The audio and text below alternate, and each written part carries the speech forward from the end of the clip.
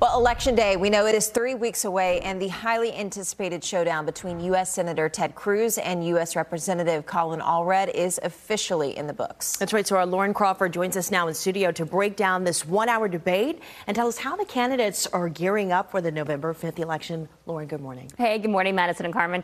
Well, just 5 days before early voting begins, this is looking to be a tight Texas Senate race, and as we saw last night, a competitive one to say the least. Now, we heard fiery exchanges from Senator Ted Cruz and Congressman Colin Allred as they debated abortion, border security, the economy, and transgender rights.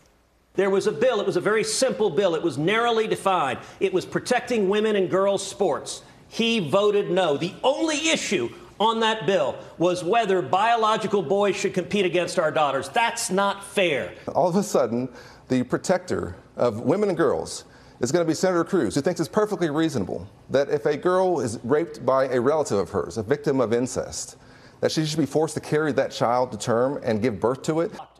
And throughout the one-hour debate, Cruz casted Allred as radical and extreme, repeatedly urging the audience to consider Allred's voting record over his efforts to portray himself as moderate. Now, Cruz linked Allred to Vice President Harris nearly every opportunity and illustrated the three-term Dallas congressman as out of line, where voters have not elected a Democrat to a statewide office in 30 years. Meanwhile, Allred hammered Cruz over the state's abortion ban, which is one of the most restrictive in the nation. The issue central to Allred's campaign and his supporters include Texas women who had serious pregnancy complications after the state's ban took effect. Then border security was another topic at hand. Colin Allred is Kamala Harris. Their records are the same. I've served with both of them. They voted in favor of open borders over and over and over again, and now they are desperately trying to hide that from the voters. We had a bill. This is a pattern. He talks tough, but he never shows up. We have a phrase for this in Texas: all hat and no cattle. That's what Senator Cruz is.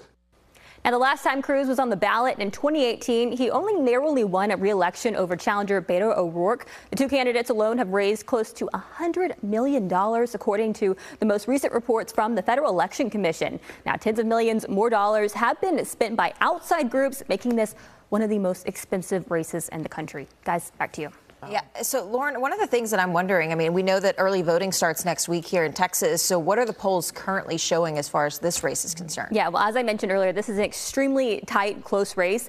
A poll released Tuesday morning by Hobby Schools of Public Affairs at University of Houston showing Cruz leading Allred by 4 percentage points within the margin of error. Guys.